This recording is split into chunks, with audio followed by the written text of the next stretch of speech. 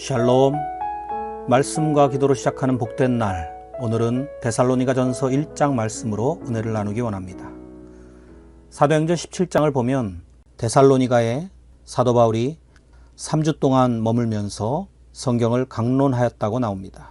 예수님이 그리스도이시며 박해를 당하시고 죽은 자 가운데서 부활하신 것을 증언했다고 합니다. 바울은 이곳에서 많은 회심자를 얻었지만 세상을 혼란케 한다는 명목으로 쫓겨나게 됩니다. 이후에 고린도에 간 바울은 1년 6개월 동안 그곳에 머물면서 사역을 하다가 데살로니가 교회에 디모데를 파송합니다. 그래서 데살로니가 교회가 잘 성장하고 있다는 소식을 듣고 크게 기뻐합니다. 그러면서 자신이 충분히 머물며 가르치지 못했던 재림에 관한 진리를 전하고 그에 따른 합당한 삶을 살아갈 것을 권면하는 내용을 담아서 이 편지를 썼습니다. 오늘 본문에서 바울은 데살로니가 교인들에게서 하나님의 택함 받은 사람의 모습을 발견했다고 합니다. 4절에 이렇게 말합니다. 하나님의 사랑하심을 받은 형제들아, 너희를 택하심을 아노라. 우리에게도 누군가가 당신은 진정 하나님의 사람이시군요, 이런 인정을 한다면 가장 큰 찬사일 것입니다. 그것이 어떻게 드러날 수 있었을까요? 그들의 모습을 통해서 알게 되었다라고 말하고 있습니다. 자세히 한번 살펴볼까요? 5절부터 10절까지 잘 나와 있는데 이것을 압축해 놓은 것이 3절입니다. 너희의 믿음의 역사와 사랑의 수고와 우리 주 예수 그리스도에 대한 소망의 인내를 우리 하나님 아버지 앞에서 끊임없이 기억함이니. 첫 번째는 믿음의 역사입니다. 여기서 역사라는 것은 움직이는 것, 표현되어지는 것입니다. 즉 행해야 되는 것입니다. 야고보서 2장 14절에도 말씀하죠. 내 형제들아, 만일 사람이 믿음이 있노라 하고 행함이 없으면 무슨 유익이 있으리요. 그 믿음이 능히 자기를 구원하겠느냐. 데살로니가 성도들은 실제적인 믿음을 가졌습니다. 예를 들면 9절에 그들이 섬기던 이방신과 우상들을 던져버렸습니다. 9절입니다. 그들이 우리에 대하여 스스로 말하기를 우리가 어떻게 너희 가운데에 들어갔는지와 너희가 어떻게 우상을 버리고 하나님께로 돌아와서 살아계시고 참되신 하나님을 섬기는지와. 이렇게 그들의 구별된 모습은 박해로 이어집니다. 그들 중에 어떤 이들은 이 믿음 때문에 직업을 잃기도 했습니다. 여러 가지 박해들 가운데서도 그러나 그들은 꿋꿋이 믿음을 지키기를 선택하였던 것입니다. 이 땅에서 살아가면서 믿음을 가지고 산다는 것은 많은 어려움이 따릅니다. 디모데후서 3장 12절에 말씀합니다. 무릇 그리스도 예수 안에서 경건하게 살고자 하는 자는 박해를 받으리라. 오늘날 믿음을 가졌다고 하면서도 우상을 버리고 어려움을 당하는 이런 구체적인 믿음의 행함이 없다면 정말 택함받은 하나님의 백성인지 다시 한번 체크해 봐야 될 것입니다.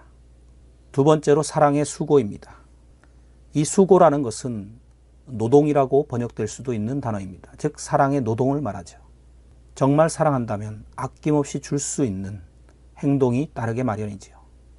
주님을 위해서 섬김과 봉사를 하면서도 피곤하지 않고 오히려 즐거움으로 감당하는 것이죠. 이렇게 예수님의 말씀대로 살려고 하는 수고가 결국 소문이 나서 퍼져갔던 것입니다. 믿음이 자라나면 사랑의 열매가 풍성히 맺히는 법입니다. 데살로니가 후서 1장 3절에 형제들아, 우리가 너희를 위하여 항상 하나님께 감사할지니 이것이 당연함은 너희의 믿음이 더욱 자라고 너희가 다 각기 서로 사랑함이 풍성함이니. 사랑은 수고가 따릅니다. 그러나 아름다운 기쁨의 수고입니다. 예를 들면 부모님이 자식을 사랑할 때 그것이 수고로 나타납니다. 자식이 어떻게 되든지 자기들만의 편안함을 찾는 부모가 있을 수도 있겠지만 정상적인 부모라면 내가 비록 남들 앞에서는 힘들고 천한 일을 할지라도 내 자식에게는 좀 더 좋은 교육을 받게 하기 위해서 수고하지 않습니까? 그것이 바로 사랑의 노동, 사랑의 수고입니다. 내가 주님을 사랑하기 때문에 기도하기 위해 잠을 좀 줄이고 하고 싶은 것을 절제하고 그래서 내 삶과 물질도 기꺼이 드릴 수 있는 것입니다.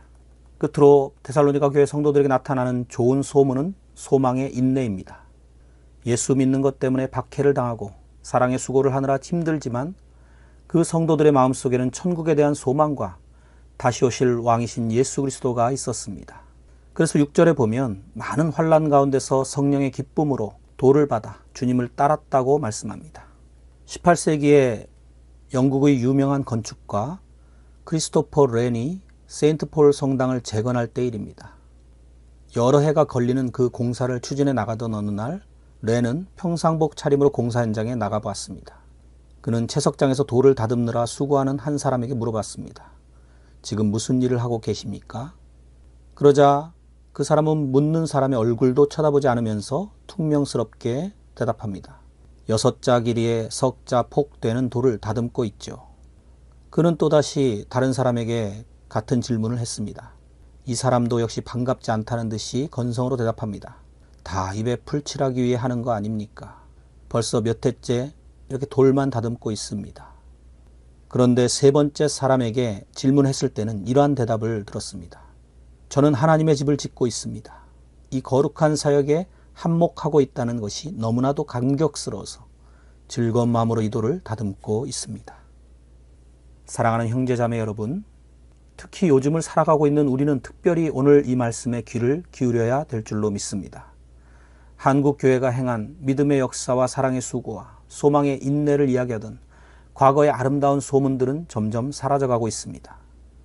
이제는 오히려 교회가 세상보다 더하더라 라는 좋지 않은 소문이 나고 있는 이때 우리가 경각심을 가지고 진정으로 내가 택하심을 받은 존재가 맞는가 돌아보는 이 아침이 되시기 바랍니다. 고린도전서 10장 12절에 선줄로 생각하는 자는 넘어질까 조심하라고 말씀합니다.